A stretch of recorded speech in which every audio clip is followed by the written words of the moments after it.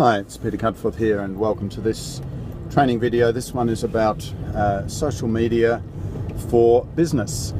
Now, if you run any kind of business yourself, you'll know that the whole area of social media can feel like an absolute jungle of confusion and new updates and new platforms and profiles. And you're probably wondering, does it really matter? Why should I bother? Does it really make any difference? Am I going to be able to show a return on investment? And all of those other completely valid business questions that we as business owners should be asking. Now, with social media, the short answer is yes, absolutely. Social media has been around long enough now and has been adopted so ubiquitously, so broadly, through from the largest of corporates through to the local mom and pop business. So there is no question that social media works, firstly, but the question is how and to what extent and what do you have to do to make it work.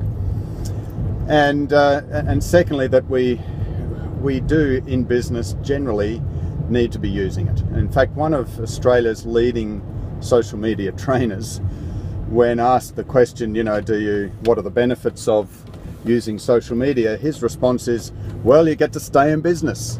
And look, I think that's a bit of a generalization, but there's probably a good percentage of truth in that. Certainly some businesses are not as dependent or to be benefited from as much as others when it comes to social media, but there's no question that it is, if you want to optimize your business, it is a requirement. Now, one of the reasons why, and this is a key consideration, and that is that the buying habits, the buying process of your typical prospect that's leading to a customer or a client in today's economy has changed. The so-called new economy, the new purchasing methodology, and particularly for bricks and mortar local businesses or even national businesses, here's the process. Here's what happened. You probably know that people don't go to the yellow pages anymore, pretty much by and large. Obviously some people do, but very, very few. By far the majority of people, when they're looking for a service, they go to Google, mostly. Now, they do go to other places as well, such as social media and so on.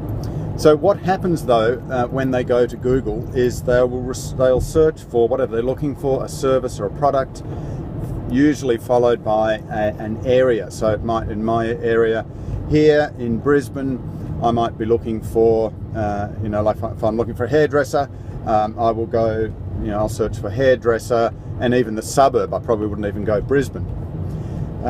If I'm looking to buy something a bit more substantial, say I'm looking to get some blinds to completely refit my house with louver blinds or something like that, then what I'm going to do is a process which is called research online and purchase offline.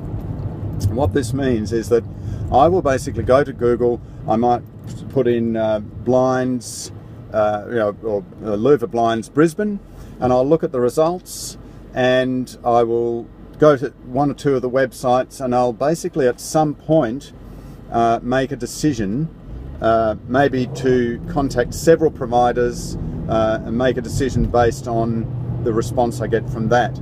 Secondly, the other factor is that I might go and research those providers on other platforms. One of the things that very often happens is that you'll find a company name such as Acme Blinds, and you'll retype into Google Acme Blinds review or something like that, so that what's happening is I'm going and I'm researching more about that particular provider. Secondly, I might, and this is where social media comes in if you're wondering, secondly, I might go and look at their social media. So first of all, I go to their Facebook page to see, firstly, what sort of activity they've got. Does it look like this business is at least alive, so that I'm likely to get some support if I need it? And secondly, I might be looking for client testimonials, I might be looking for updated product information. All of that can happen on Facebook. Or I might go to Twitter or to Instagram, or if it's business to business, particularly, I might end up on LinkedIn. There's a range of different things that might happen. So this is the concept of research online that leads through a process then to purchasing offline, and that process can be very quick. Like, it could be a phone call and whip out your credit card and pay. It could be a phone call followed by a quote, followed by a longer sales cycle. It could be a contact us form followed by more research, and this can be happening across multiple companies. So if I'm looking for louver blinds, I may not just do that with one company. I might put contact forms in on 3 companies, and so it's going to depend on the response that I get. I might research the social media of several companies, and if I see one company has got a Facebook page which looks like an absolute ghost town, and the last post was in June 2013, then I'm probably going to, my initial impression, consciously or subconsciously, is going to be like, these guys aren't really up with the program. So there's one aspect of where social media is vitally important. Now, just to focus more back on social media generally, there are 2 very broad general categories of ways in which you can use social media for a business. And one is what I will call organic social media, and the other is what I would call paid social media or social media advertising. They're 2 actually very, very different things. They cannot be lumped in together, but of course they interrelate very strongly. What I mean, and this metaphor, if you like, relates back to what you find on Google. When you do a search for louver blinds Brisbane in Google, you're going to find the first top 3 ads, that the top 3 positions that display are going to be paid ads. In other words, ad companies are paying probably $2, $3, $4 a click for you to click on that ad. And then those ads are also down the right hand side of Google.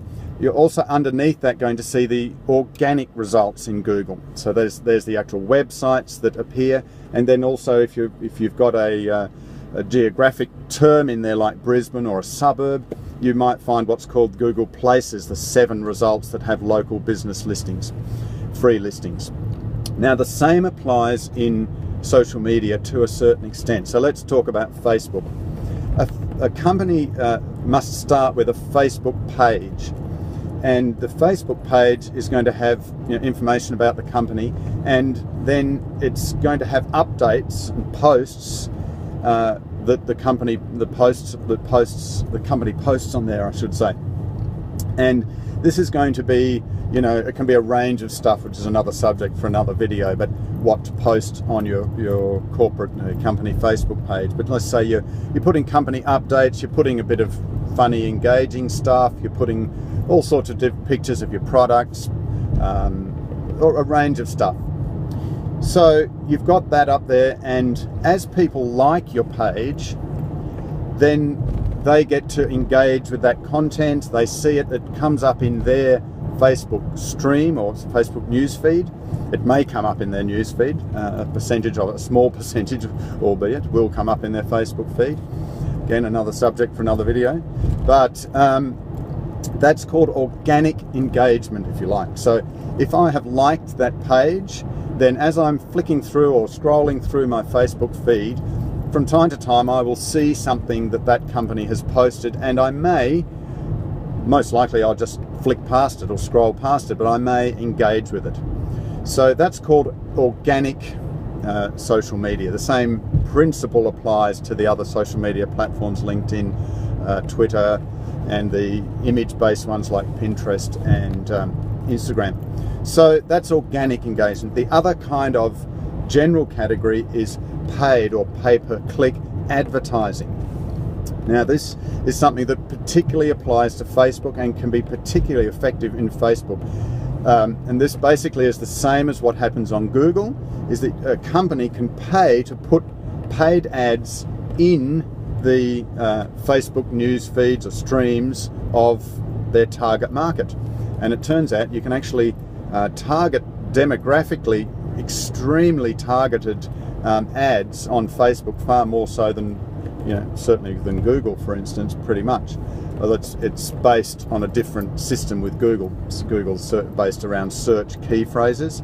Facebook is just putting something up in a Facebook stream, but based on certain demographic targeting. And this is called paid advertising, and you pay per click or pay per 1,000 impressions or various different ways, and you will send, when someone clicks on that ad, there are different types of ads, when someone clicks on that, it'll take them through to either another tab on the Facebook page or what we call a landing page, or if it's not very well implemented, it'll just take them through to the home page of the website, which is not a good strategy at all, by the way. But so that's paid advertising. And more social media platforms are going to move to that type of advertising. Certainly Facebook is pushing very strongly for companies to use that kind of advertising. And so they're when you make a post on your company Facebook page, if you've got, say, 1,000 followers or 1,000 likes, typically less than 100 of those will even possibly see your post. And that's just the way that Facebook are doing it, because they're trying to push companies to pay money to advertise.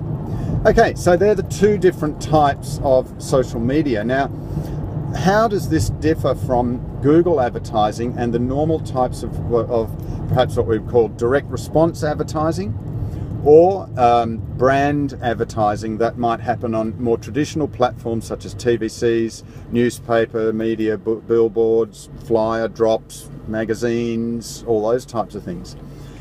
Here's the fundamental difference. Social media is, as the name suggests, much more social. And so the organic side of social media that I just mentioned can be, I like to liken it to, and this is not my idea, but it's a good analogy, is like going to a barbecue. Okay, so you go to a barbecue, you meet a whole bunch of new people, and you might get to know them, you talk to them, you find out a bit about them, and eventually they may ask you what you do, and you end up striking up a conversation, you exchange cards, and then you might follow up and you might get some new business just from going to that barbecue. That would be organic social media. Now, paid social media would be more like going to a networking event or paying to go to a networking breakfast or some kind of business breakfast. Everyone knows that everyone's there to network and sell something. And so, you go with a little bit of a different orientation from what you would in a barbecue, but it's still a social event. In other words, if you go to a networking breakfast, you don't turn to the person next to you and say, do you want to buy my stuff? Here, buy my stuff, buy my stuff, buy my stuff. If you do that, you're not going to succeed. So do you see what I mean with the analogy of being social? And so that analogy or metaphor applies across into the social sphere or the realm of social media, in the sense that the approach is not to sell when you first get on social media. If you have a pay-per-click ad on Google and a prospect clicks on that ad, they're going to expect to be sold to. So you would have a landing page ideally, and on that landing page it would be a sales landing page, and the objective is clearly to get a sale. With social media, with paid social media, you can do that to an extent, but it has to be more socially orientated. With organic social media, you certainly cannot do that. Not at least in the first approach, or the majority of your approach. It has to be far more socially orientated, far more about building engagement, getting people to know, like, and trust you, so that instead of becoming like a sort of pesky salesperson, you become a trusted authority figure and advisor in your field and your niche. So that is the realm of social media in the broadest sort of helicopter view. Now, one other thing before we finish this video is that social media is a little bit notorious in terms of how do we measure ROI. For instance, if you've got a Google AdWords campaign up and you're paying $3 a click, and you can very quickly, once you've got the proper conversion measuring devices in place, which is very easy online, you can quickly tell if your Google AdWords campaign is working. In other words, if you spend $2 on a click, you need to be making $3 or $4 or $10 on a sale, not $1 on a sale, otherwise you're losing money. And you can determine that very quickly. So that at least you might burn a few $100 or $1,000 or something, but at the end of that you'll know that it didn't work or it did work. With social media, with paid social media advertising, it's pretty easy to measure in that same way. But with organic social media, it's much more difficult to measure a clear ROI. However, organic social media is probably better put into the sort of bucket that we would know as branding. And typically this is an area which small businesses find difficult to allocate budget to, and the big corporates obviously spend potentially millions of dollars on branding. So social media gives the smaller and mid-sized SME-sized businesses the opportunity to engage in branding, as well as the occasional direct response approach, even within the bucket of organic social media, and of course within the bucket of paid social media. So one of the challenges, of course, is how do you measure your investment? It does take time and to do social media properly. You can't just throw a lot of junk up there. There's certain rules and guidelines and researched trends and things that work better on Facebook, for instance, than and it's different in different niches.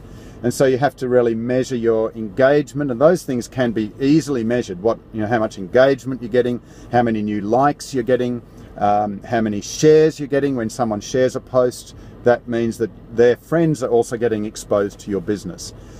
So how do you leverage all those things? How do you measure how effective that is? Those things can be measured. Is that affecting your bottom line directly? That can be harder to actually measure with organic social media. Okay, so I hope that's been a useful overview for you about how social media fits into business. If you run a business, you need to be on social media, you need to have an active presence. And so in future videos, we'll talk more about the details of strategies of how you can actually get that happening and make the best use of any time that you spend or any investment that you make in getting services or agencies or personnel or outsourcers to actually help you with your social media. So that's all for this video, and I look forward to talking with you in the next one. Bye for now.